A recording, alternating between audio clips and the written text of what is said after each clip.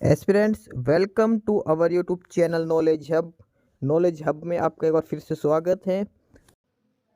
Students, आज की इस क्लास में हम करेंगे हरियाणा सीईटी का जो टेस्ट सीरीज हमारी चल रही है उसका थर्ड टेस्ट। ठीक है, हरियाणा सीईटी के प्रैक्टिस सेट हम कंटिन्यू करने लग रहे हैं और आज हम करेंगे 203 नंबर। इसमें हम 100% आपसे पूछेंगे एग्जैक्ट सेम जो आपका पेपर आएगा सीईटी का उसी बेसिस पर।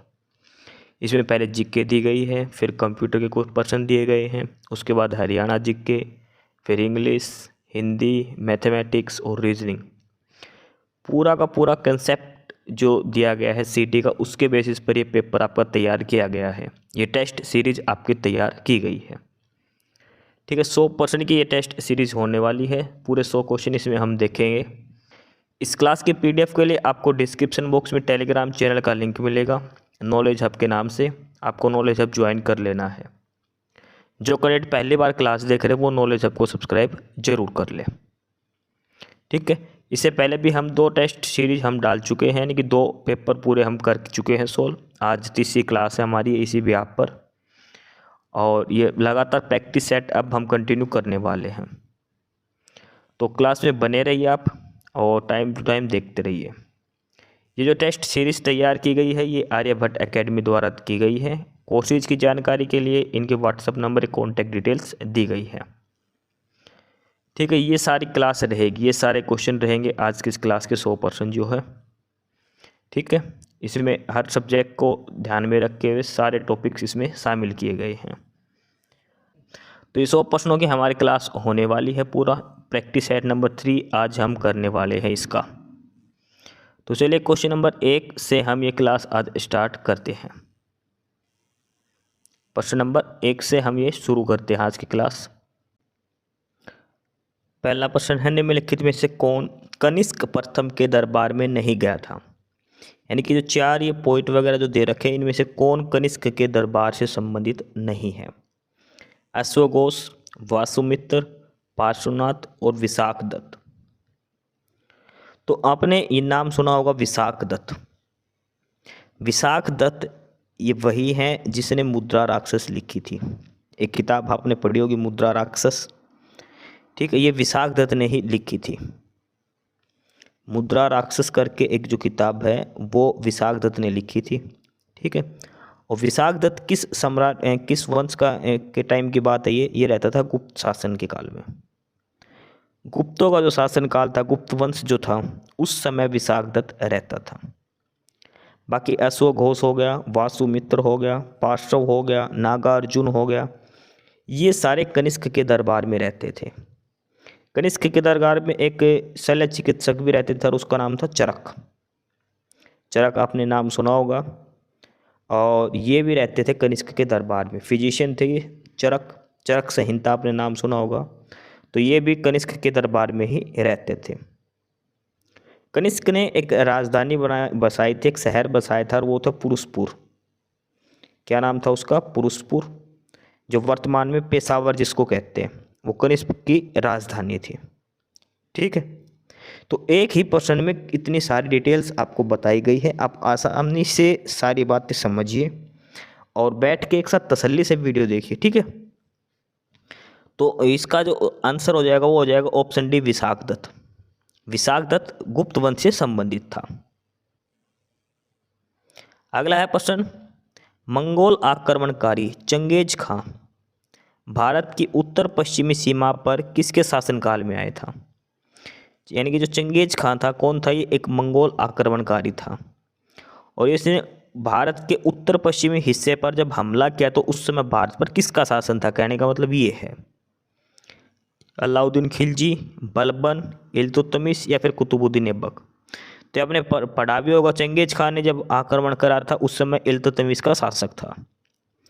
इल्तुतमिश के शासनकाल में चंगेज खान ने भारत के उत्तर पश्चिम सीमा पर आक्रमण किया था। अगला प्रश्न नंबर 3, 1920 में आयोजित all India trade union Congress के उद्घाटन सत्र की अध्यक्षता किसने करी थी? एक ये था all India trade union Congress, AITUC, और इसकी स्थापना भी हुई थी 1920 में। इसका उद्घाटन सेशन भी 1920 में हुआ था। कहाँ पे हुआ था? बॉम्बे के अंदर। तो ये कह रहा है कि जो सेशन हुआ था इसकी अध्यक्षता करी किसने थी? लाला लाजपत राय, विपिन चंद्र पाल, बाल गंगाधर तिलक या फिर Surendranath Banerjee. All India trade union Congress, और इसकी अध्यक्षता जो करी थी पहले ही सेशन की, उद्घाटन सेशन की, वो करी थी लाला लाजपत राय ने। लाला लाजपत राय ने। बॉम्बे में ये पहला सेशन हुआ था इसका, ये ध्यान रख लेना, अक्टूबर 1920 के अंदर। अगला प्रश्न नंबर 4। 26 नवंबर 1949 को भारत के संविधान के निम्नलिखित में कौन से प्रावधान लागू हुए थे? नागरिकता, निर्वाचन, अस्थायी संसद और मौलिक अधिकार। देखो 26 नवंबर 1949 को हमारा संविधान तैयार हो गया था। लागू कब हुआ था? 26 जनवरी 1950 से। लेकिन कुछ अधिकार ऐसे थे, कुछ जो संविधान के जो प्रावधान ऐसे हैं जो 26 नवंबर से ही लागू हो गए थे। तो आपको बताने हैं कि इन चारों में से कौन कौन से वो प्रावधान हैं जो 26 नवंबर 1949 से ही लागू हो गए थे। 26 नवंबर 1949 से ही लागू हो गए थे। तो सबसे पहला जो प्रावधान था वो था नागरिकता का। नागरिकता का प्रावधान जो था 26 नवंबर 1949 से ही लागू हो चुका था। उसके बाद अस्थायी संसद का भी काम हुआ था और अस्थायी संसद बनाने के लिए निर्वाचन का काम भी शुरू हो चुका था। ठीक है, सिर्फ और सिर्फ जो मौलिक अधिकार हैं, हमारे मौलिक अधिकार, ये लागू हुए थे 1950 में, 26 जनवरी 1950 से। बाकी ये जो तीनों प्रावधान हैं ये हमारे 26 नवंबर 1949 से ही लागू हो गए थे। ठीक है, मौलिक अधिकारों को छोड़कर बाकी सिटीजनशिप, इलेक्शन और प्रोविजनल पार्लियामेंट, ये तीनों ही जो प्रोविजंस हैं ये 1949 में ही लागू हो गए थे। अगला प्रश्न नंबर 5। भारत में निम्न सेल तंत्रों में से किसमें लो असेक के प्रमुख जमाव पाए जाते हैं? नीचे 4 ऑप्शन दिए, उसमें सेल तंत्र है, उसमें से किसके अंदर लो असेक पाया जाता है? कहने का मतलब ये है इसमें, which of the following system of rocks in India contain major deposit of iron rocks. किस चट्टान के अंदर, ये प्रश्न है, किस प्रकार की चट्टान के अंदर जो है वो आयरन की रॉक और के हिस्से पाए जाते हैं, लो असेक पाया जाता है? गोंडवाना तंत्र, धारवाड़ तंत्र, कुडप्पा तंत्र और विंध्य तंत्र। तो जो रॉक इंडिया की बात करें जिसमें आयरन और पाई जाती है वो है धारवाड़ तंत्र। धारवाड़ तंत्र के अंदर जो है लो असेक पाया जाता है। और ये धारवाड़ तंत्र पूछे तो कहाँ पर है? ये कर्नाटका के अंदर, कर्नाटका के अंदर है ये। ठीक है, अगला है प्रश्न नंबर 6। भारत के रासायनिक उर्वरकों के 2 बड़े उपभोक्ता हैं। The 2 largest consumer state of chemical fertilizer in India. यानी कि जो केमिकल फर्टिलाइजर है सबसे ज़्यादा कौन से 2 राज्य इनका इस्तेमाल करते हैं? केमिकल फर्टिलाइजर जो होते हैं, रासायनिक उर्वरक होते हैं, उनका सबसे अधिक प्रयोग कौन करता है, उपभोग कौन करता है? आंध्र प्रदेश, महाराष्ट्र, पंजाब हरियाणा, पंजाब उत्तर प्रदेश या फिर उत्तर प्रदेश और आंध्र प्रदेश। तो सबसे ज़्यादा जो यूज करते हैं ये केमिकल फर्टिलाइजर्स को वो करते हैं उत्तर प्रदेश और आंध्र प्रदेश, ये 2 स्टेट हैं। उत्तर प्रदेश और आंध्र प्रदेश सबसे ज़्यादा जो रासायनिक उर्वरक है उनका प्रयोग करते हैं। अगला प्रश्न number 7। In fibre optic communication the signal travels in the form of. जो फाइबर ऑप्टिक्स जो होता है, फाइबर ऑप्टिक्स आपने नाम सुना होगा, और फाइबर ऑप्टिक्स के अंदर जो सिग्नल होता है वो किस रूप में, जो तरंग दैर्घ्य होती है वो किस रूप में जाती है? सिग्नल जो है लाइट वेव के रूप में, माइक्रोवेव के रूप में, रेडियो वेव के रूप में या फिर इलेक्ट्रोवेव के रूप में। ऑप्टिकल फाइबर जो केबल यूज़ करते हैं, ऑप्टिकल फाइबर केबल जो सिग्नल ट्रांसमिट करने के लिए, उसमें जो सिग्नल है वो किसकी फॉर्म में ट्रांसफ़र होता है? इसमें ये पूछा है। ठीक है, एक चीज़ ध्यान रखना, ऑप्टिकल फाइबर जो काम करता है किस पर करता है? TIR, टोटल इंटरनल रिफ्लेक्शन, पूर्ण आंतरिक परावर्तन, उस सिद्धांत पर ये कार्य करता है। ठीक है, एक चीज़ ध्यान रखना, ये फाइबर ऑप्टिक्स की TIR टोटल इंटरनल रिफ्लेक्शन के ऊपर काम करता है। ठीक है, अब इसे पूछा गया कि इसके अंदर जो वेव होती है वो कौन सी वेव होती है। ठीक है, कौन सी वेव है इसके अंदर जो इसमें काम करती है, radio wave, light wave, microwave या इलेक्ट्रिक वेव। तो इसके अंदर कौन सी वेव होती है, लाइट वेव की। ठीक है, अगला है प्रश्न number 8, which of the following use in bullet proof jacket, यानी कि जो बुलेट प्रूफ जो हम जैकेट बनाते हैं उसमें क्या इस्तेमाल किया जाता है बुलेट प्रूफ जैकेट बनाने के लिए, रेशेदार कांच, गन मेटल, अभ्रक यानी कि माइका, या फिर laminated glass. Bullet proof jacket बनाने के लिए जो हम करते हैं वो लैमिनेटेड ग्लास का प्रयोग करते हैं। बुलेट प्रूफ जैकेट बनाने के लिए लैमिनेटेड ग्लास का प्रयोग किया जाता है। ऑप्शन डी इसका आंसर हो जाएगा।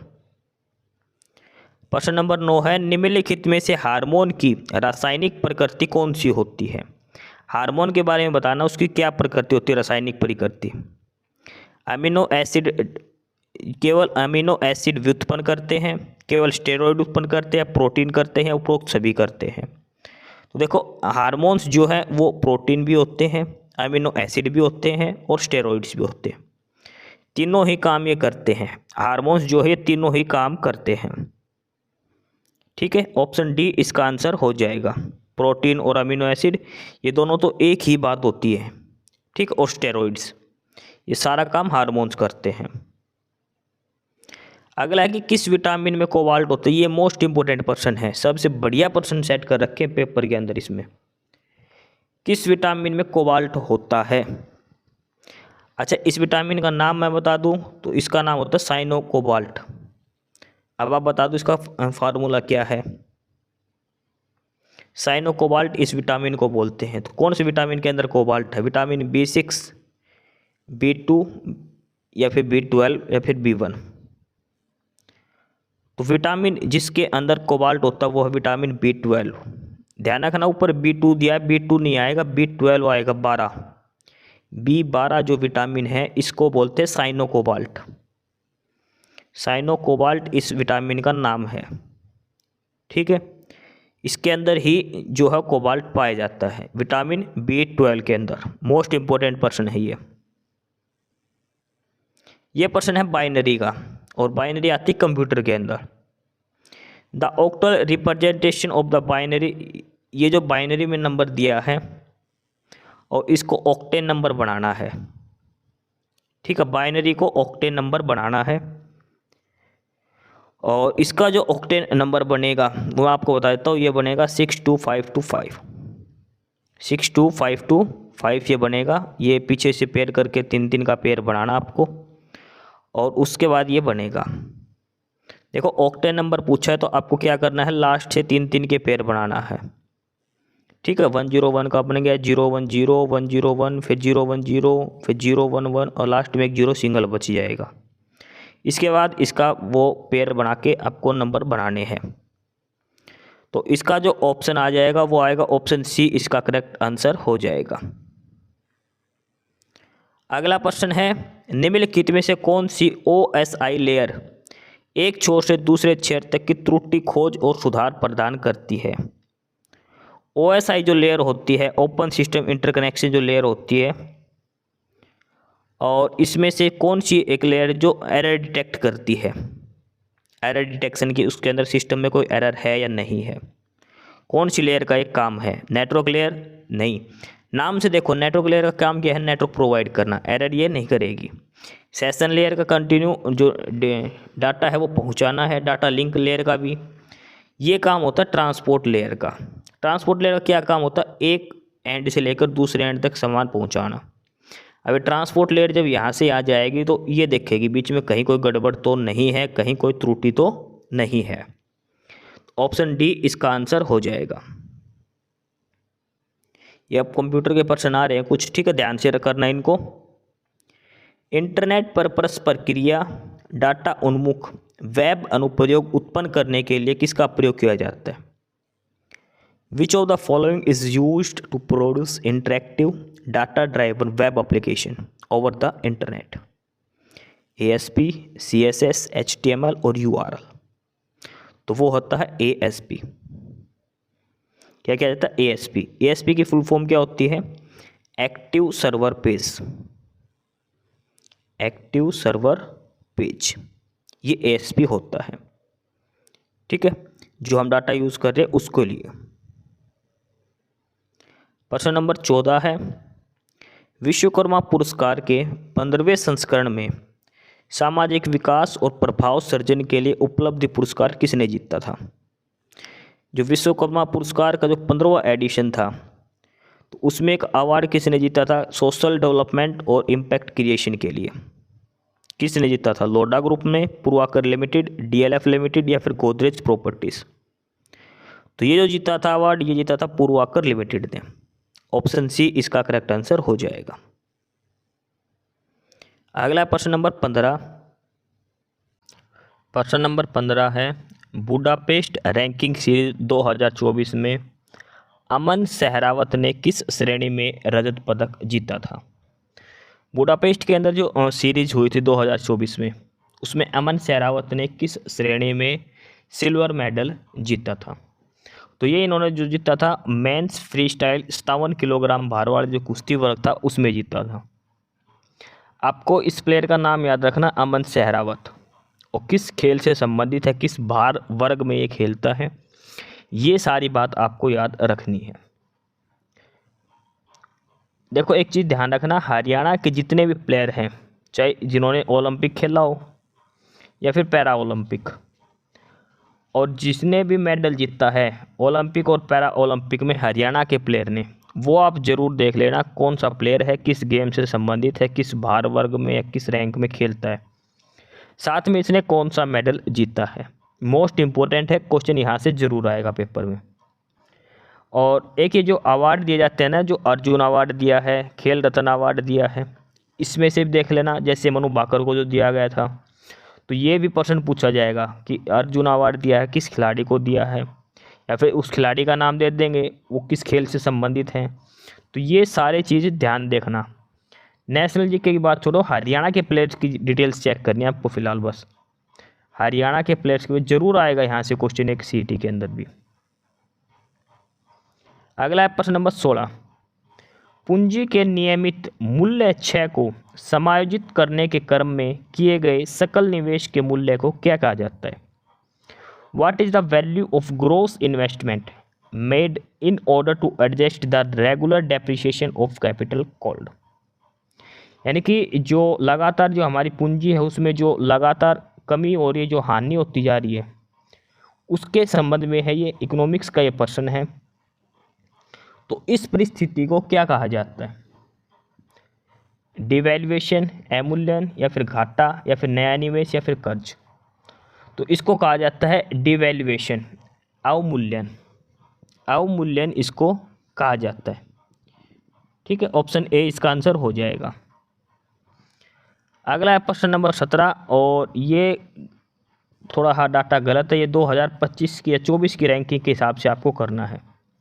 ये एग्जैक्ट PYQ ऐसे कैसे उठाया गया था ये, ठीक है, ये 2024 का डाटा आपको इसमें देख के करना है। अगला है प्रश्न नंबर 18, और ये है हुज सरनेम इज एग्नेस गोमजा बोजा। ये एक नाम दिया पूरा, ठीक है, ये इंग्लिश में दिया है नीचे। आपको ये बताना है कि ये किसका उपनाम है, किसका ये एक उपनाम है, मदर टेरेसा का, मलाला यूसुफजई या फिर एनी बेसेंट? तो ये जो उपनाम है ये है मदर टेरेसा का।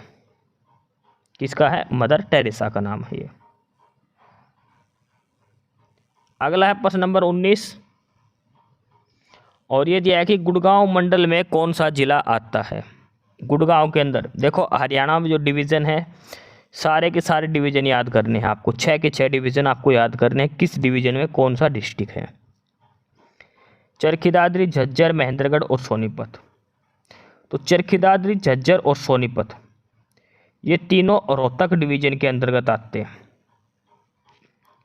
चरखी दादरी, झज्जर, सोनीपत, रोहतक और भिवानी, ये 5 डिस्ट्रिक्ट हैं जो रोहतक डिवीज़न के अंदर आते हैं। सबसे ज़्यादा रोहतक डिवीज़न में ही डिस्ट्रिक्ट आते हैं। महेंद्रगढ़ आता है, ये आता है गुड़गांव के अंदर। गुड़गांव, रेवाड़ी और महेंद्रगढ़, ये 3 गुड़गांव डिवीज़न के अंदर आते हैं। अगला है प्रश्न नंबर 20। खालिस्तान में पुरातात्विक खोज दर्शाती है कि हरियाणा मौर्य साम्राज्य का भाग था। यानी कि किस जगह पर एक पुरातात्विक खोज हुई थी जिसमें यह पता चला था कि हरियाणा मौर्य साम्राज्य का भाग था। Archaeological discoveries in blank shows that Haryana was part of the Maurya empire. यहाँ से ये हरियाणा जीके की क्लास स्टार्ट हो रही है, हरियाणा जीके क्वेश्चन शुरू हो रहे हैं। तो सारनाथ, शिलोन, सुग या फिर कुरुक्षेत्र। तो ये था सुग, स्मेल नहीं आएगा, सुग आएगा। ठीक है। अगला है प्रश्न नंबर 21। भारत में पशु प्रजनन में हरियाणा किस स्थान पर है? एनिमल ब्रीडिंग में हरियाणा का भारत में कौन सा नंबर है? तीसरा, दूसरा, पहला या पांचवा? तो पशु जो प्रजनन है इसमें जो हरियाणा का, पूरे भारत की अगर बात करी जाए तो हरियाणा का दूसरा नंबर है। ठीक है, सेकंड नंबर पर हरियाणा है। अगला है कि ग्राम पंचायत का कार्यकाल कितना होता है? जो पंचायत होती है गांव में उसका कार्यकाल कितना होता है? 4 साल, 5 साल, 6 साल या फिर 8 साल? तो पंचायत का जो कार्यकाल होता है वो 5 साल होता है। देखो लगभग सभी का 5 साल होता है। एक तो राज्यसभा और एक विधान परिषद, इन दोनों का कार्यकाल 6 साल का होता है। ठीक है, बाकी सभी का 5 साल का कार्यकाल ही होता है। प्रश्न नंबर 23 है, हरियाणा में होली उत्सव के समय कौन सा नृत्य किया जाता है? होली का त्यौहार जब होता है तो उस समय कौन सा नृत्य किया जाता है? बिहू, भांगदंड, कथक या लूर? देखो इसमें हरियाणा का पूछा, ऑप्शन से अगर देखेंगे तो इसमें से कोई भी हरियाणा का नहीं है, सिर्फ लूर को छोड़कर। लूर नृत्य है जो होली के समय किया जाता है हरियाणा में। बिहू है, ये असम में किया जाता है, ध्यान रखना, काफ़ी इंपॉर्टेंट है, कई बार पूछा जाता है बिहू कहाँ का डांस है? असम का। अगला है प्रश्न नंबर 24। गोला फेंक खेल में हरियाणा का प्रसिद्ध खिलाड़ी कौन सा है? यानी जो शॉट पुट जो गेम होता है उसमें हरियाणा का कौन सा खिलाड़ी है? क्या नाम है उस खिलाड़ी का जो शॉट पुट में भाग लेता है हरियाणा की तरफ से? सुरेश यादव, इंद्रजीत सिंह, श्रीचंद या फिर गिरिवर सिंह? शॉट पुट यानी कि गोला फेंक में जो भाग लेता है और वो है हरियाणा का प्लेयर इंद्रजीत सिंह। इंद्रजीत सिंह हरियाणा का प्रसिद्ध खिलाड़ी जो शॉट पुट खेलता है। अगला प्रश्न नंबर 25। हरियाणा सरकार द्वारा प्रारंभ की गई संत गुरु रविदास सहायता योजना किसके लिए है? हरियाणा सरकार ने एक योजना चलाई थी, संत गुरु रविदास सहायता योजना। ये योजना किन के लिए है? छोटे कारीगरों के लिए, कुटीर उद्योगों के लिए, चित्रकारों के लिए या इनमें से कोई नहीं? संत गुरु रविदास सहायता योजना ये किन के लिए है? तो ये जो दी गई है ये है छोटे कारीगरों के लिए, स्मार्ट क्राफ्टमैन के लिए, छोटे छोटे जो कारीगर हैं उनकी सहायता के लिए ये स्कीम चलाई गई है हरियाणा सरकार के द्वारा।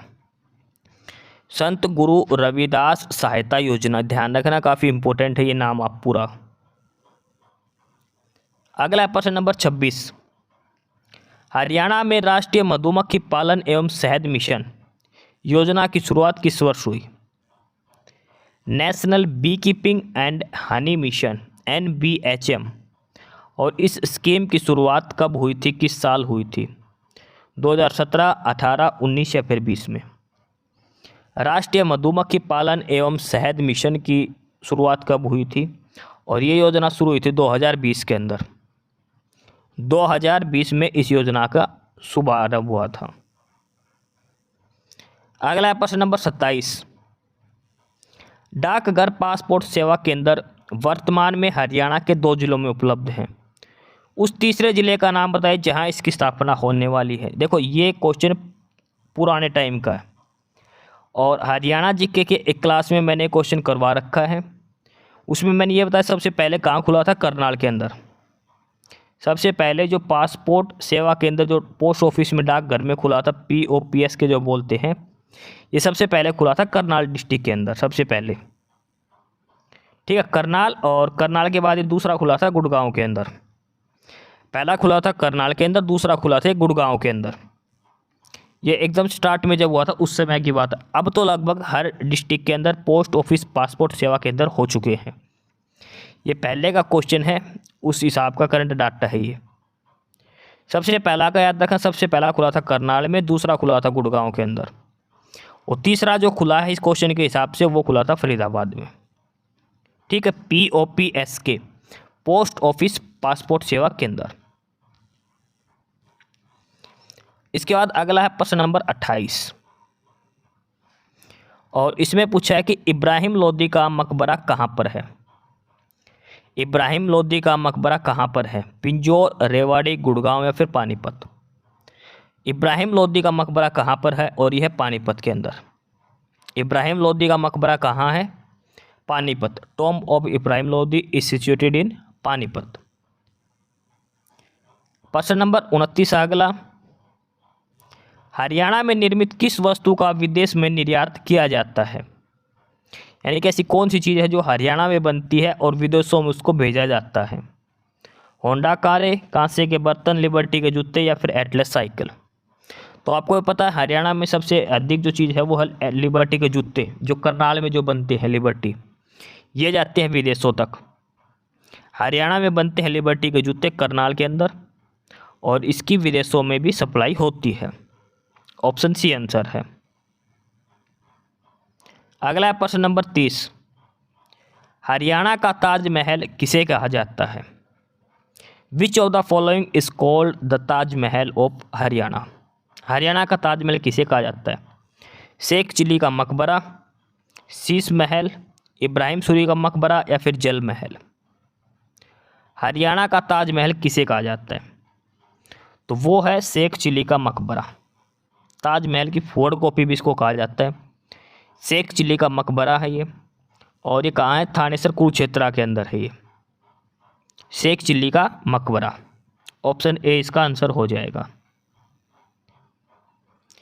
अगला है प्रश्न, भारतीय गायक रुपिंदर हांडा का जन्म हरियाणा के किस जिले में हुआ था? रुपिंदर हांडा का जन्म किस डिस्ट्रिक्ट में हुआ था? हिसार, सिरसा, रोहतक या फिर चंडीगढ़। तो इसका जन्म हुआ था सिरसा के अंदर, सिरसा डिस्ट्रिक्ट के अंदर। अगला प्रश्न नंबर 32, हरियाणा के प्रसिद्ध लेखक पंडित नेकीराम शर्मा ने भिवानी से हिंदी में कौन सा साप्ताहिक पत्र प्रकाशित किया था? पंडित नेकीराम शर्मा ने भिवानी से एक साप्ताहिक पत्र शुरू करा था, और वो था हिंदी भाषा में। तो साप्ताहिक पत्र का क्या नाम था? संवाहक, निवारण, संदेश या फिर वाणी। तो जो नेकीराम शर्मा के द्वारा जो हिंदी साप्ताहिक पत्र शुरू किया गया वो था संदेश। संदेश नामक जो साप्ताहिक पत्र था वो लिखा गया पंडित नेकीराम शर्मा के द्वारा। ठीक है, हिंदी का समाचार पत्र था ये संदेश। अगला है प्रश्न नंबर 33, 2011 की जनगणना के अनुसार सभी राज्यों के बीच किस राज्य का सबसे खराब लिंग अनुपात था?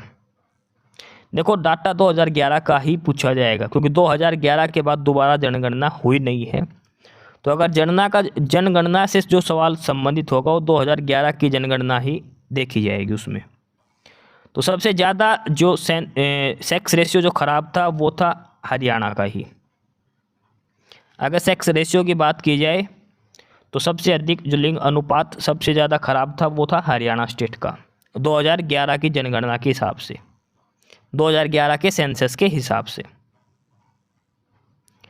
अगला है प्रश्न नंबर 34, यमुना हरियाणा के किस सीमा के साथ बहती है? यानी कि हरियाणा की किस दिशा में यमुना नदी बहती है?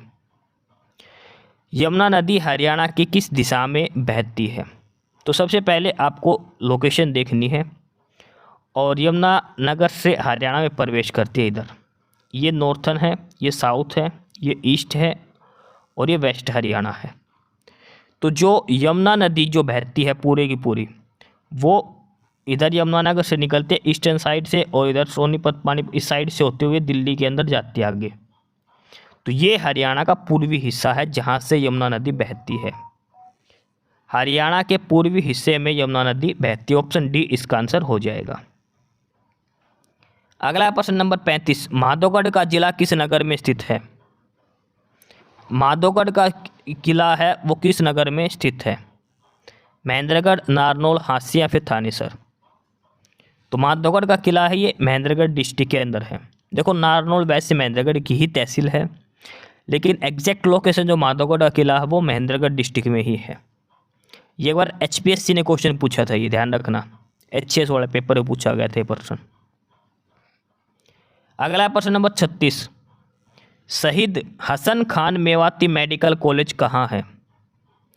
हसन खान मेवाती मेडिकल कॉलेज कहाँ है? देखो इसमें नाम में ही दिया है मेवाती, हसन खान मेवाती। अगर आपको नहीं भी आए तो इसके नाम से आप पढ़ सकते हो मेवात के अंदर।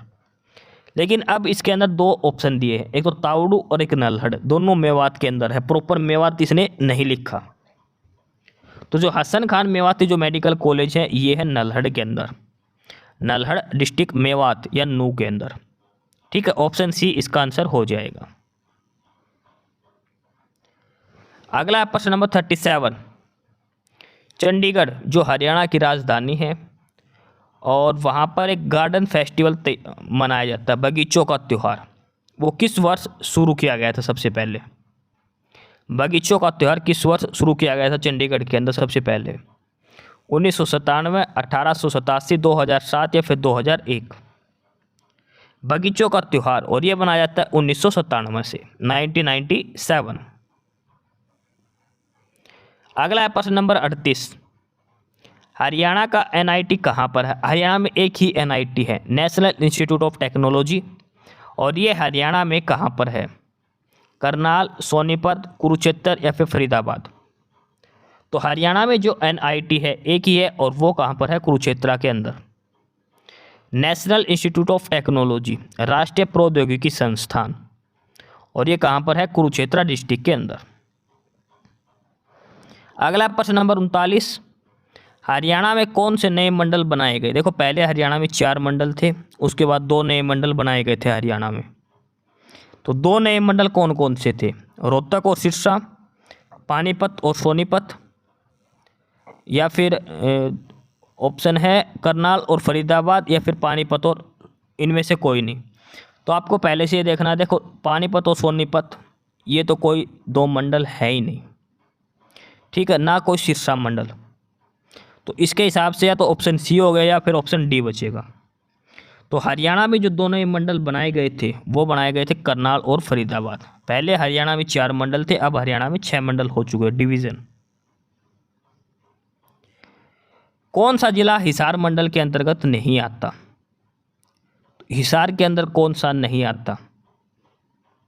तो हिसार के अंदर देखो झज्जर जो है ये आता है रोहतक डिवीजन के अंदर। रोहतक डिवीजन के अंदर 5 डिस्ट्रिक्ट आता है, आपको बताया, तो उसमें झज्जर, सोनीपत, दादरी, भिवानी और रोहतक की 5 डिस्ट्रिक्ट है जो रोहतक डिवीजन के अंदर आते हैं। ठीक है, सिरसा ये हिसार में आएगा, फतेहाबाद ये भी हिसार में आएगा, और जींद ये भी हिसार में आएगा। हिसार डिवीजन के अंदर 4 डिस्ट्रिक्ट आते हैं। ठीक है, झज्जर है ये रोहतक डिवीजन में आता है। तो ये 40% है जिसमें जीके कंप्लीट होती है, जीके, कंप्यूटर और हरियाणा जीके, ये सारा टॉपिक कंप्लीट हो रहा है यहाँ पे 40 क्वेश्चंस के साथ। ठीक है, अब आगे प्रश्न नंबर 41 से इंग्लिश स्टार्ट होती है। 10-15 क्वेश्चन इंग्लिश के हैं, उसके बाद हिंदी, फिर रीजनिंग और मैथमेटिक्स के। तो प्रश्न नंबर 41 से हम शुरू करते हैं इंग्लिश की क्लास। प्रश्न नंबर 41 है कि select the most appropriate word, ये फिल इन द ब्लैंक्स आपको फिलअप करना है। क्या आएगा इसमें? While in Rome we must do as Romans, हमें रोम के अंदर वैसा ही करना चाहिए जैसे वहाँ के जो रोमन्स हैं वो करते हैं। तो इज डूइंग आएगा, हैड डन आएगा, वाज डूइंग आएगा, फिर डू आएगा इसके अंदर। तो इसमें जो आएगा वो डू आएगा, प्रेजेंट इंडेफिनेट की बात होगी। वाइल इन रोमन, जब हम रोम में होंगे, वी मस्ट डू, हम ऐसा ही करेंगे, एज रोमन्स डू, जैसा रोमन्स करते हैं। वाज डूइंग का तो कोई मतलब ही नहीं है, पास्ट की तो बात हो ही नहीं रही। हैड डन का भी मतलब नहीं कि वो कर चुके, इसका भाव है कि जो रोमन जो लोग हैं वो वहाँ पर करते हैं सेम, तो डू इसमें आएगा। ठीक है, अगला है fill in the blank C. The prime minister was as good as his word, sword, office या फिर ड्रेस। तो इसका जो प्रॉपर होगा एज गुड एज वर्ड होगा। ठीक है, जो उसने as good as his word का मतलब है जो उसने बोला सेम ऐसा ही करने वाला। ऑप्शन ए इसका आंसर हो जाएगा। अगर आपको नहीं रूल्स आते तो एक बार थोड़े हिंदी बना के देख लेना, आप अपने आप समझ में आ जाए कि कहना क्या चाह रहा है। अगला है ईडीएम बताना इसमें। ए ब्लेसिंग इन डिस्गेंस, इसका मतलब है कि छुपा हुआ आशीर्वाद। ठीक है, तो ये क्या होगा, ए हिडन मिसफॉर्चुनेट, ये गलत है, मिसफॉर्चुनेट का मतलब है दुर्भाग्य। एन अपेरेंट फॉर्चुनेट ये भी नहीं है, एन अपेरेंट ब्लेसिंग या फिर एन हिडन फेवर, तो ये होता है ए हिडन फेवर, एक गुप्त आशीर्वाद, एक गुप्त सहायता। ठीक है, यानी कि दुख के भेष में सुख होना। अगला है ईडियम और ये है कटिंग कॉर्नर्स। कटिंग कॉर्नर्स मतलब कोने काट देना किसी चीज़ के। कटिंग कॉर्नर्स मतलब किसी कोने काट के अपना गुजारा करना, इसका मतलब है कि पैसा बचाना, सेविंग मनी। ऑप्शन बी इसका आंसर हो जाएगा। कटिंग कॉर्नर्स का मतलब कंजूसी में रहना, पैसे बचाना।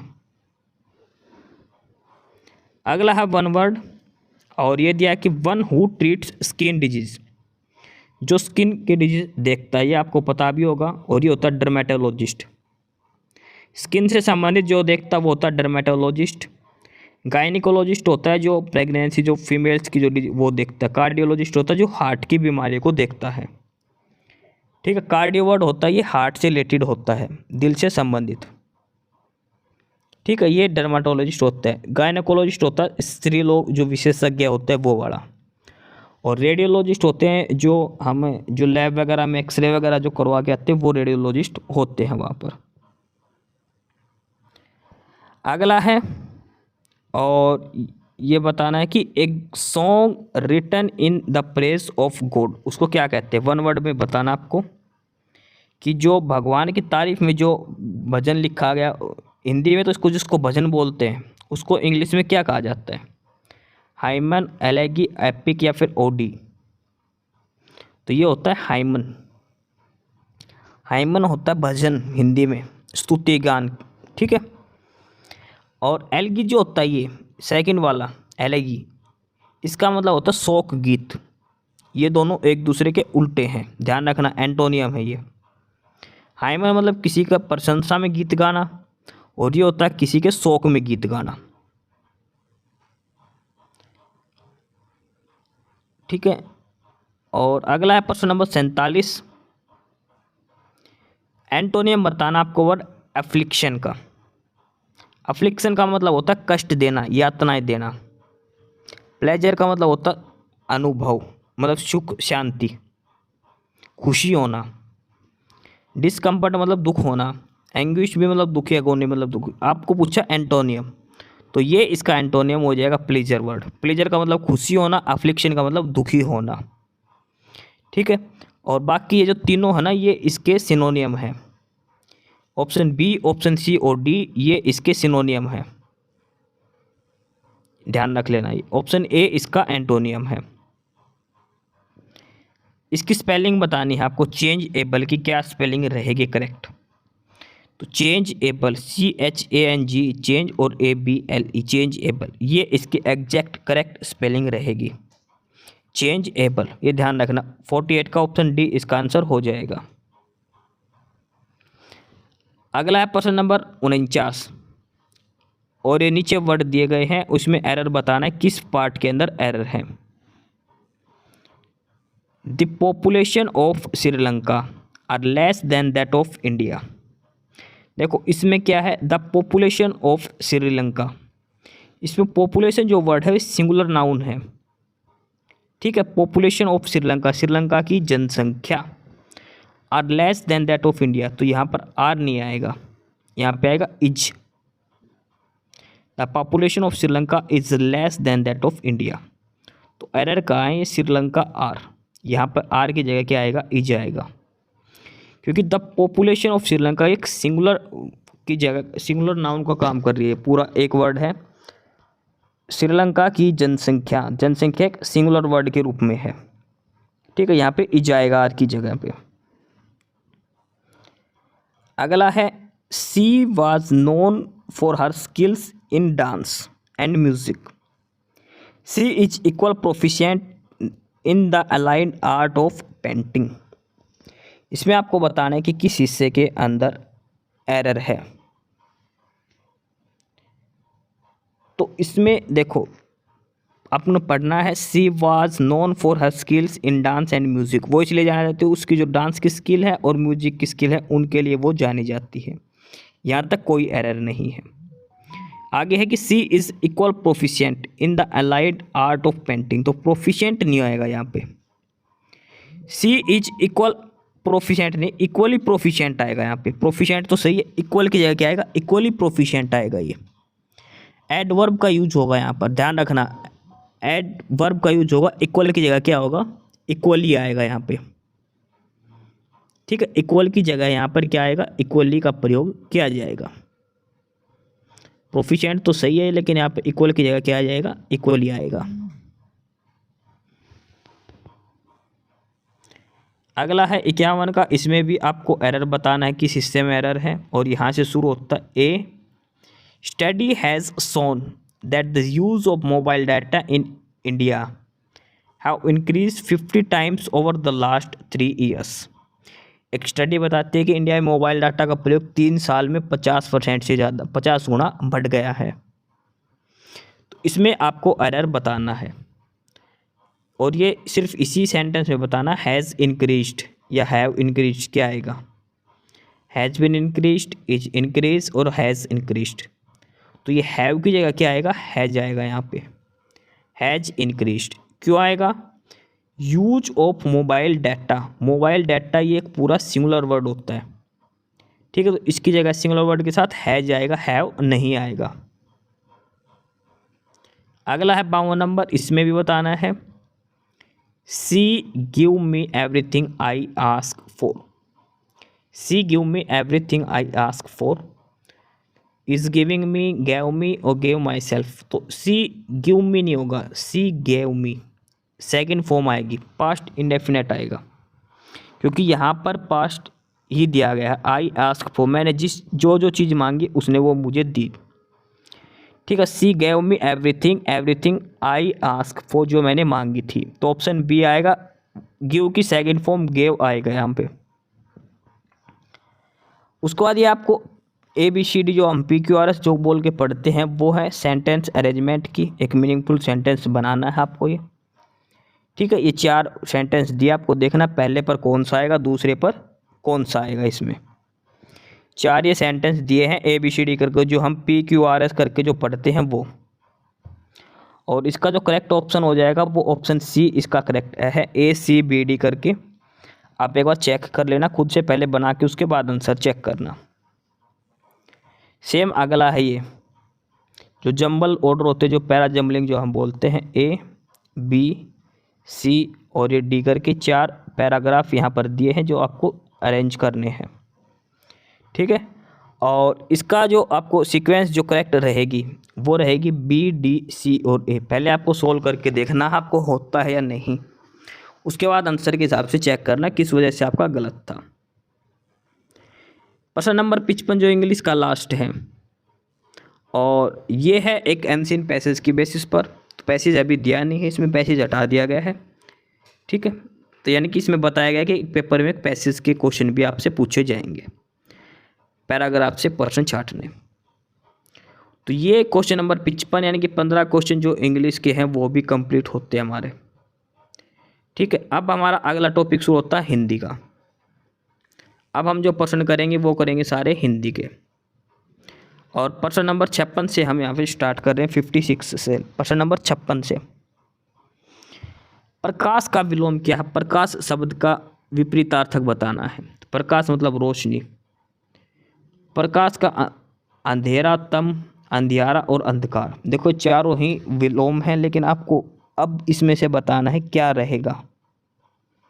तो प्रकाश का अर्थ का उल्टा होता है अंधेरा। क्या होता है? प्रकाश का अंधेरा। ठीक है, प्रकाश का क्या होता है? अंधेरा। अगला है, ये पर्यायवाची शब्द बताना है हवा का। हवा का पर्यायवाची शब्द नहीं है, ये देखो इसमें ऑप्शन पढ़ना, ध्यान से पढ़ना, प्रश्न में नहीं है पूछा है। अनिल, मारुत, अनल, पवन। तो इसमें से ध्यान से देखो, एक आग का पर्यायवाची दिया है, आग का, वो था आग, अग्नि, अनल, पावक। तो अनल है, ये आग का पर्यायवाची है, हवा का नहीं है। अनिल, मारुत, पवन ये तीनों हवा के पर्यायवाची है, लेकिन अनल जो है ये आग का पर्यायवाची है। प्रश्न नंबर 58 है, धन का मतलब क्या होता है? धन का क्या मतलब होता है? धन का अर्थ बताओ। अंक, स्वार्थ, अर्थ या फिर कोश? तो धन का जो अर्थ होता है वो अर्थ ही मतलब है, अर्थ।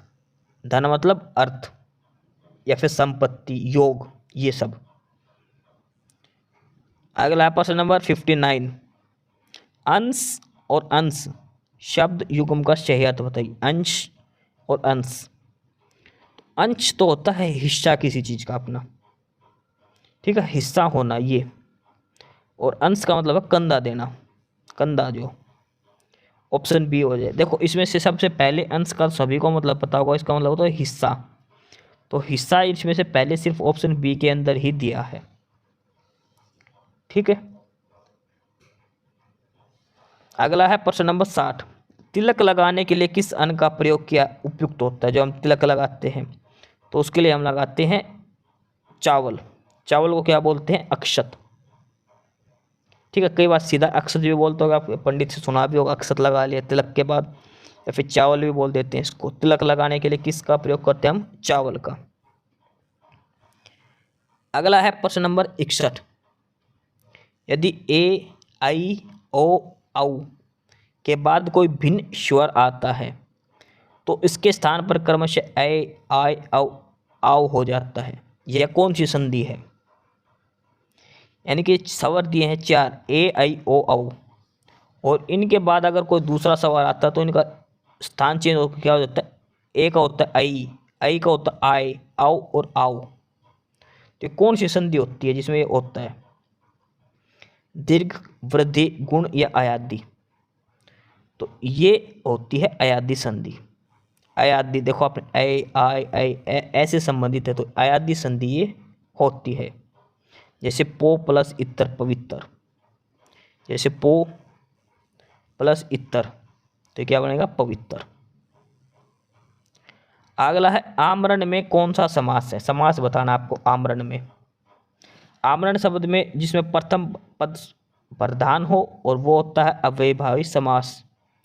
तो आमरण में कौन सा जो समास है वो है अव्ययभावी समास, आमरण के अंदर समास, ठीक है। अगला है प्रश्न नंबर 63, देखो क्लास के पीडीएफ के लिए डिस्क्रिप्शन बॉक्स में टेलीग्राम चैनल का लिंक दिया है, आप वहाँ से ज्वाइन कर लो। जो पहले बार क्लास देख रहे हो वो नॉलेज हब को सब्सक्राइब जरूर कर लेना। प्रश्न नंबर 63 है, सामान्यतः कर्ता, क्रिया आदि के सार्थक शब्द समूह को क्या कहते हैं? कर्ता, क्रिया आदि के सार्थक शब्द समूह को क्या कहा जाता है? शब्द, पद, वाक्य या शब्दों का समुच्चय?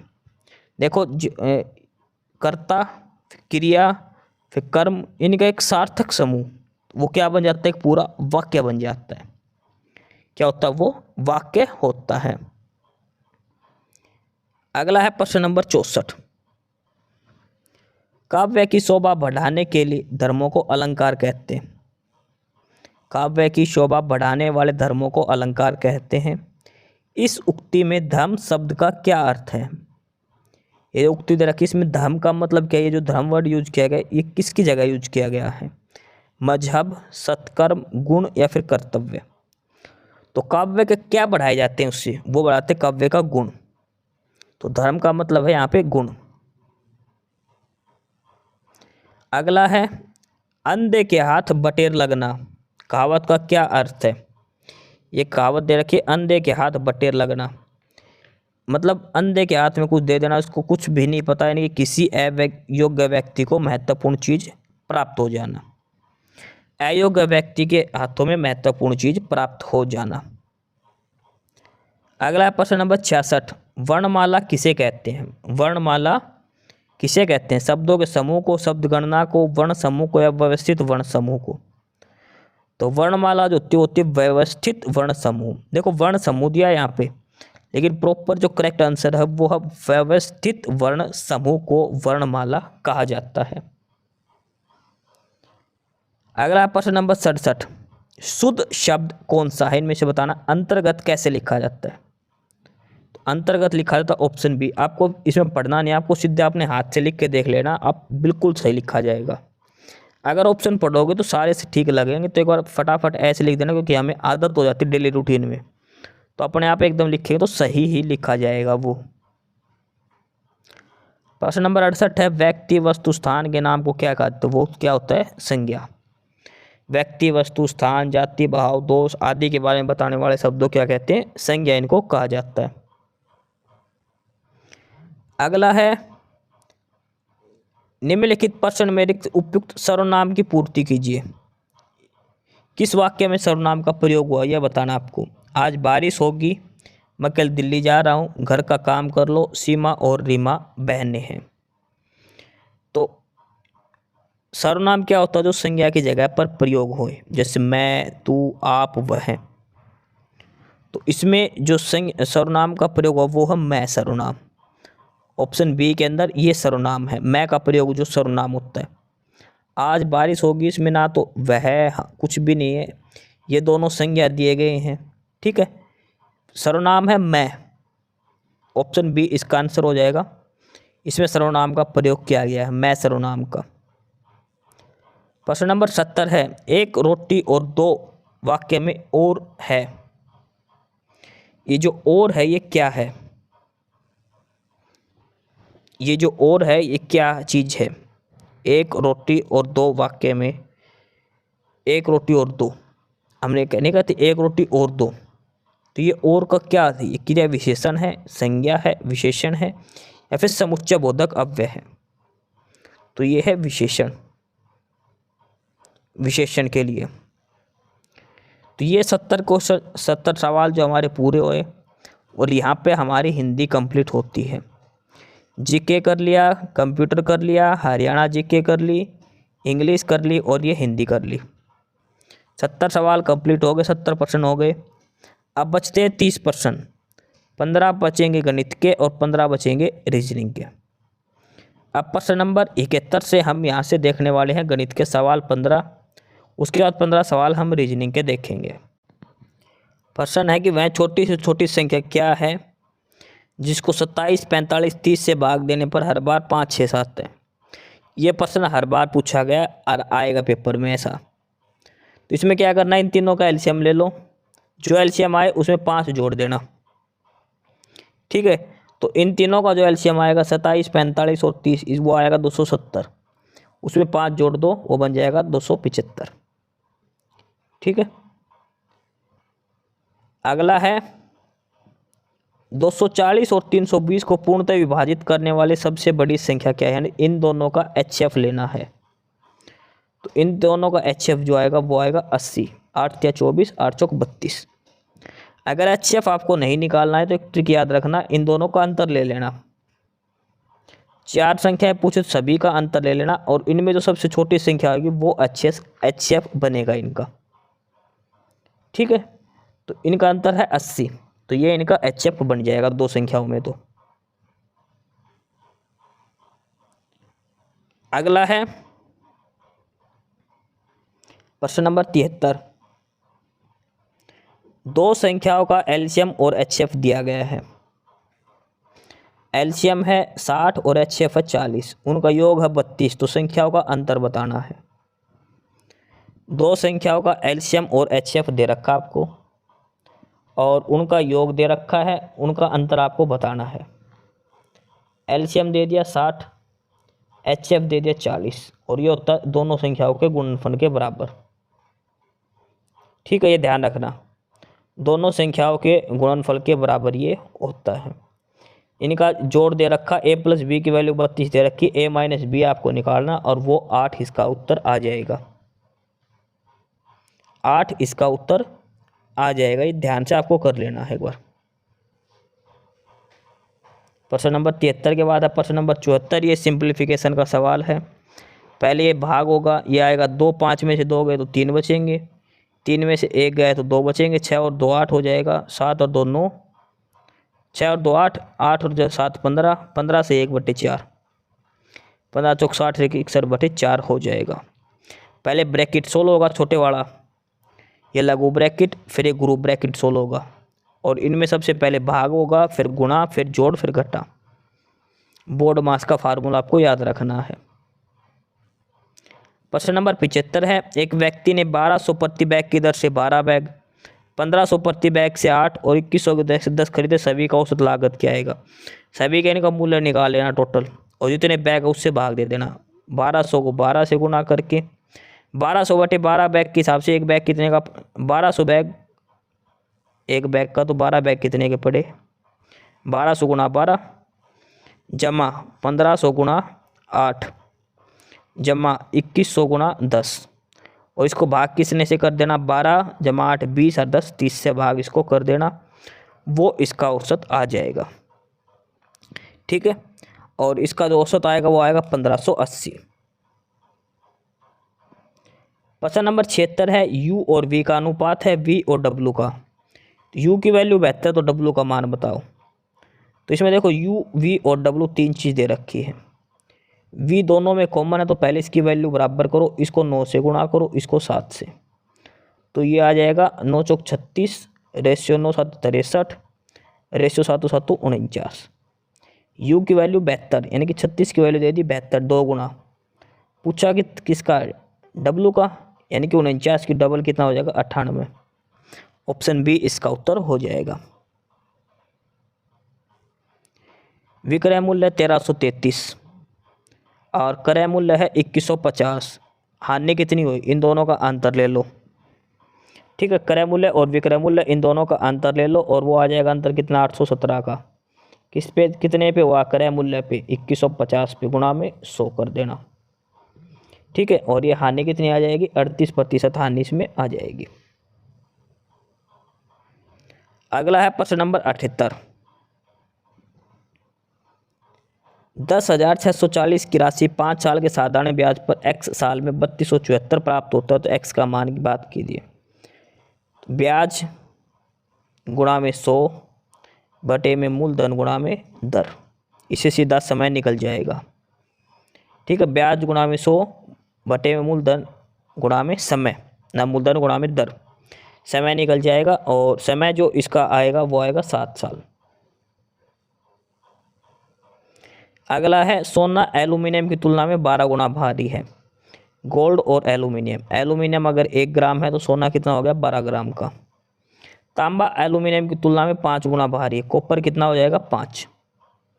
तो एल्यूमिनियम की 8 गुना मिश्र धातु बनाने के लिए किस अनुपात में सोना और तांबा का अनुपात विकसित होना चाहिए?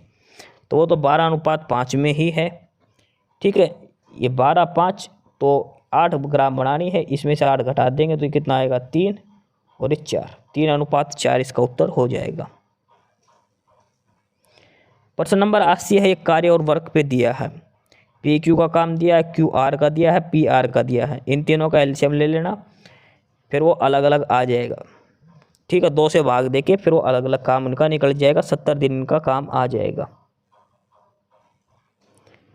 प्रश्न नंबर 81 है। 22 घंटे में 1188 किलोमीटर, तो चाल बताओ। चाल क्या होती है? दूरी बटे में समय। 1180 को 22 से भाग करोगे तो ये कट जाएगा सारा का सारा। 22 से, और इसको फिर मीटर पर सेकंड के हिसाब से आपको बताना। मीटर पर सेकंड का मतलब 5/18 से भाग कर दो इसको, तो ये आ जाएगा 15 मीटर पर सेकंड। ठीक है, 5/18 से भाग कर देना, क्योंकि उत्तर मीटर पर सेकंड में दिया है। ये चार्ट है, और चार्ट के हिसाब से आपको ये वैल्यू बतानी है कि किस साल सबसे अधिक लाभ प्रतिशत है। तो ये सारा खर्च दिखा रखा, तो उसके हिसाब से ही लाभ होगा। जिसका जितना खर्चा कम होगा उतना ही ज़्यादा उसका लाभ होगा। ठीक है, तो सबसे कम खर्चा कहाँ हुआ है इसमें, तो सबसे अधिक लाभ कहाँ होगा, Y5 में सबसे अधिक लाभ होगा। अगला है सबसे बड़ा कौन सी भिन्न है। तो ऐसे अलग अलग भिन्न आए तो मैंने बता रखा अगर दो नंबर साथ लगातार के दो नंबर डिजिट दे रखी हैं 15, 16, 34, 35, 19, 20, 24, 25, तो जो दो सबसे बड़ी संख्या दे रखी है ना लगातार, जो दो इनमें से सबसे बड़ी कौन सी 34 और 35, तो ये भिन्न सबसे बड़ी होगी। जितनी बड़ी संख्याएं होगी एक साथ उतनी बड़ी वो भिन्न होगी। 15, 16 एक साथ हैं, ये छोटी है। 24, 25, 19, 20, 34, 35, इसमें सबसे बड़ी संख्या कौन सी है लगातार 34 और 35, तो सबसे बड़ी भिन्न भी 34, 35 होगी। एक्स वाई से 30% कम है और जेड 50% कम है, तो जेड वायु का कितने प्रतिशत कम है, ये सीधा सा सवाल है, आपको ये निकाल लेना है। ठीक है, पी और क्यू और आर का पहले तो इनका अनुपात निकल जाएगा, 5:3:6 में इनका अनुपात आ जाएगा। और इनका टोटल फिर पूछा है किससे कितना कम है। ठीक है, लगभग 65% के तकरीबन आ जाएगा। ऐसे करना है, मान के चलो देख, if x is 30% less than y, अगर y 100 है तो x कितना आ जाएगा 70। ठीक है, और z x से 50% कम है, x से 50% कम है, तो z की वैल्यू कितनी आ जाएगी 35। ये x, ये y, ये z। रेशियो पूछा है जेड वाई से कितना कम है, जेड वाई से कितना कम है, ये कम है 65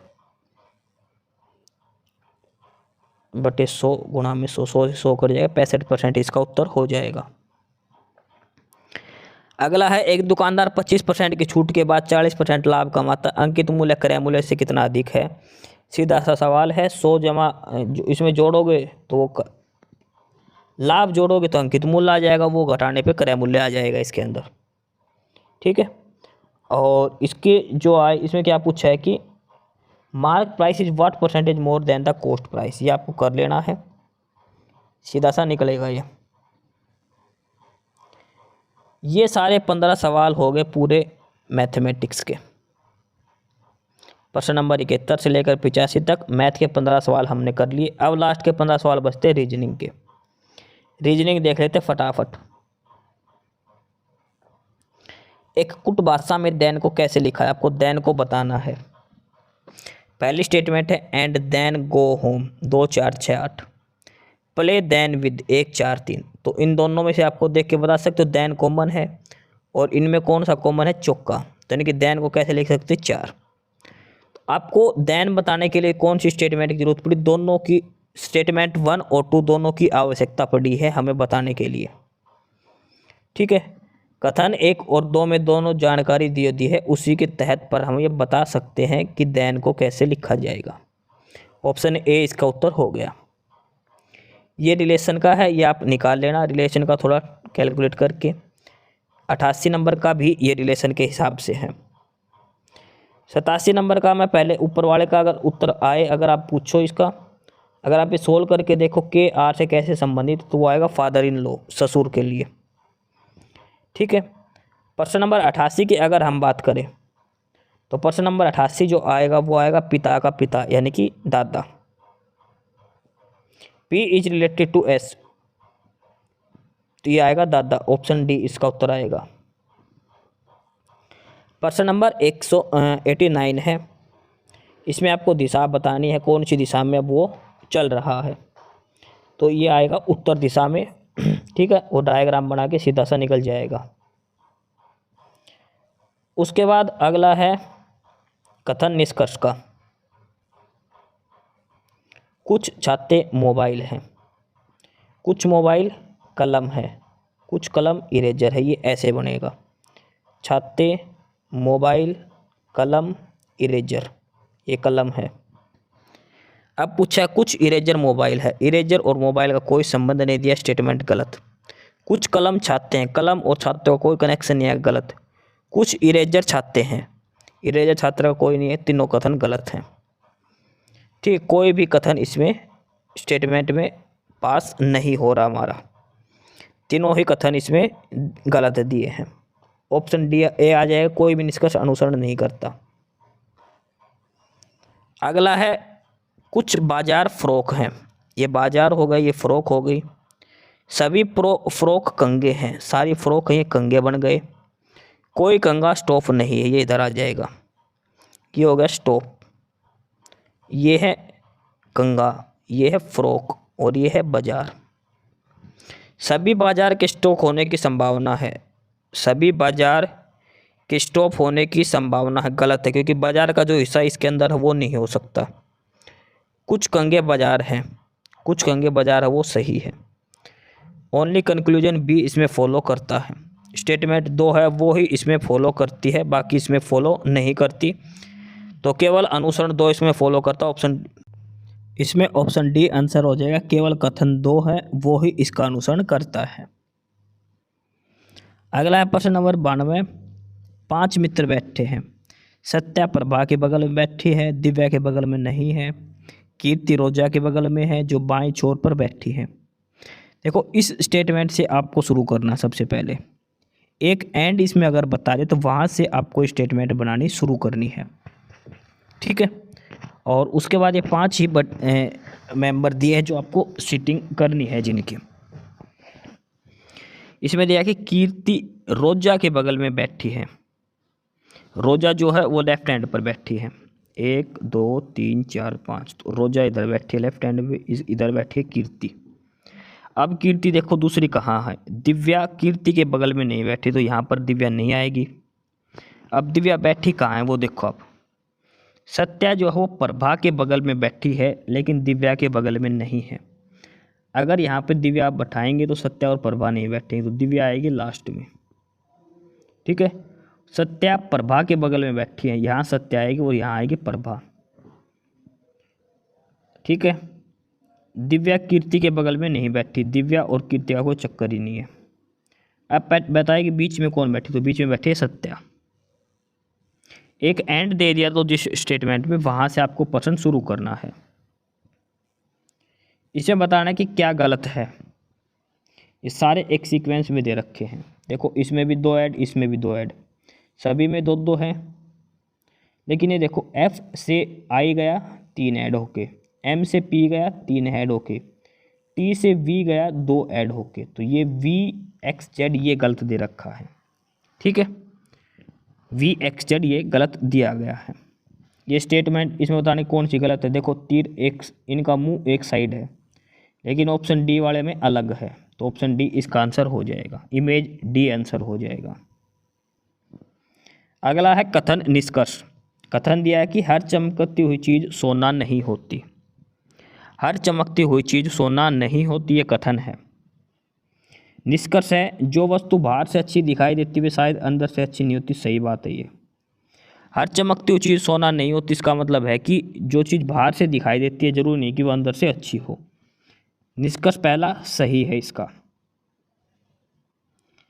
और दूसरा निष्कर्ष है हम किसी भी वस्तु या व्यक्ति के बनावटी आचरण के पीछे आंतरिक सत्य की कल्पना नहीं कर सकते। सही बात है। इसका कहने का मतलब है जो चीज़ जो हमने बना दी, जो बाहरी जो दिखावा है, उसके भरोसे हम जो उसके अंदर क्या चीज़ है उसकी कल्पना हम नहीं कर सकते। दोनों ही जो कंक्लूजन है, दोनों ही निष्कर्ष हैं वो सही हैं, दोनों ही फॉलो करता है। ऑप्शन डी इसका उत्तर हो जाएगा। निष्कर्ष 1 और 2 दोनों की पालना करता है। प्रश्न नंबर 96 है। ये 4 दे रखे हैं, सब इंग्लिश के वर्ड हैं चारों, और आपको ये बताना है कि इसमें से अलग कौन सा है। अब आपको अलग बताना है, चारों का मीनिंग आपको पता होना चाहिए।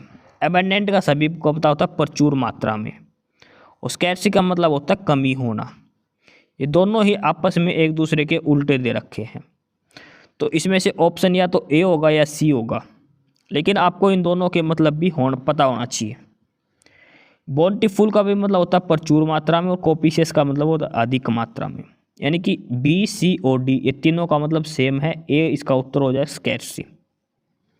ए सबसे अलग है, इसका मतलब होता है कमी होना किसी चीज़ की। प्रश्न 97 दिया है, और इसमें दिया है कि जैसे हकलाना का संबंध है बोलने से, हकलाना का संबंध है बातचीत करने से। तो और दूसरा पेयर कौन सा है? दृष्टिवैषम्य का दृष्टि से संबंध है, नोवेकेन का स्पर्श से है, शोर मचाना सुनना सुगंध या महक का। तो यह आएगा दृष्टिगम्य में दृष्टि से।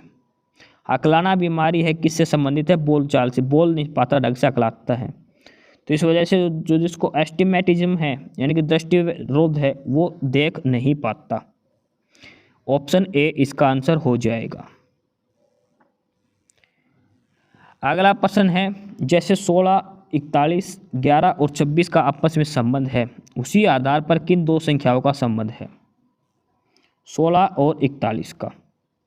तो 16 और 41 का कैसे संबंध है? तो ये है 16 का 3 गुणा कर दिया, कितना हो गया? 48। 48 में से 7 घटा दो, क्या बच गया? 41। 11 का 26 से करेंगे, 11 तिया 33, 33 में 7 घटा दो, कितना बच गया? 26। तो सेम ऐसे ही अगर हम करेंगे तो ये आएगा 12 और 29 का। 12 तिया 36, 36 में से 7 घटा दो, 29। ऑप्शन डी इसका उत्तर हो जाएगा। 49 नंबर है और इसमें बताना है क्या आएगा खालिस्तान की जगह पर। 49 का इसमें बताना आपको इसकी जगह क्या आएगा। तो ये ऐसे बनेगा रो वाइज। 13 5 65, 13 छिकी 78, 78 में से क्या घटा दिया? इसका आधा कर दे, 3 घटा दिया 75। 19 चौक 76, 19 दूनी 8, 19 57, 19 चौक 76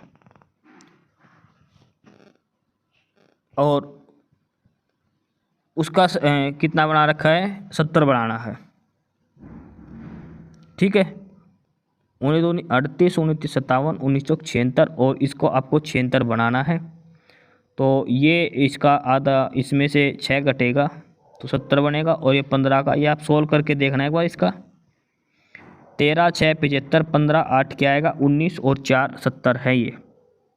ठीक है, और ट्राई कर लेना एक बार, ये बाद में सॉल्यूशन इसका दे दिया जाएगा। लास्ट क्वेश्चन है ये, इसमें भी आपको ये बताना है कैसे क्या ये सोल्व किया जाएगा। तो इसमें 50 + 31 कितना हो गया? 81। 81 को 9 से भाग करेंगे तो क्या आ जाएगा? 9। 43 और 11 क्या कितना हो गया? ये होगा 54। 54 को 9 से भाग करेंगे कितना आ जाएगा? 6। सेम 42 और 21 जोड़ेंगे तो कितना हो गया? 63। 63 को 9 से भाग करोगे तो कितना आ जाएगा? 7। इसका उत्तर हो जाएगा 7। ठीक है, तो ये हमारे जो आज के सवाल थे वो हमने करे हैं। ठीक है, ये जो आज के क्लास की जो 100 क्वेश्चन है वो आज हमने कंप्लीट करे हैं। प्रैक्टिस सेट नंबर 3 ये आज हमने कंप्लीट कर लिया है, जो आर्यभट्ट एकेडमी के द्वारा दिया गया है। हरियाणा सीईटी के लिए काफ़ी इंपॉर्टेंट क्लास है, क्वेश्चन यहीं से पूछे जाएंगे, ये सेम पैटर्न पे पेपर आएगा। आधे सवाल तो जो प्रैक्टिस सेट करवा रहे इन्हीं से पूछा जाएगा। नॉलेज हब यूट्यूब चैनल पर आपको PDF मिलेगी, आपको खुद से सोल्व करना है, उसके बाद आपको सॉल्यूशन बाद में प्रोवाइड करवाया जाएगा। आप प्रैक्टिस करो कंटिन्यू, सीईटी एग्जाम नहीं होता तब तक प्रैक्टिस सेट ही बचता है, क्योंकि टॉपिक वगैरह जो वो हमने सारे कंप्लीट कर लिए हैं पहले ही। ठीक है, तो ये था practice set number 203 Haryana CET की जो टेस्ट सीरीज चल रही है उसके लिए आर्यभट्ट एकेडमी के द्वारा ये तैयार किया गया है। एस्पिरेंट्स यही था आज की इस वीडियो में आपके लिए। ठीक है, और बाकी अगर कुछ नहीं समझ में आया या कुछ पूछना हो या फिर किसी स्पेसिफिक टॉपिक पे पूछना हो, वीडियो बनवानी हो, तो आप कमेंट बॉक्स में कमेंट कर सकते हैं। ठीक है, बाकी आप हमारा चैनल नॉलेज हब को सब्सक्राइब ज़रूर करें, अपने फ्रेंड्स को रिकमेंड करें और वीडियो को लाइक करें, शेयर करिए, जुड़े रहिए हमारे साथ। मिलते रहेंगे आपके साथ रोज़ रोज़ नए कंटेंट के साथ, नई अपडेट्स के साथ। ठीक है, और चैनल को शेयर ज़रूर करें अपने फ्रेंड्स के साथ। एक बार फिर से जो एस्पिरेंट्स जो कैंडिडेट्स नए हैं वो चैनल को सब्सक्राइब ज़रूर करें, अपने चैनल नॉलेज हब। ठीक है, मिलते हैं नए अपडेट्स के साथ, तब तक के लिए बाय।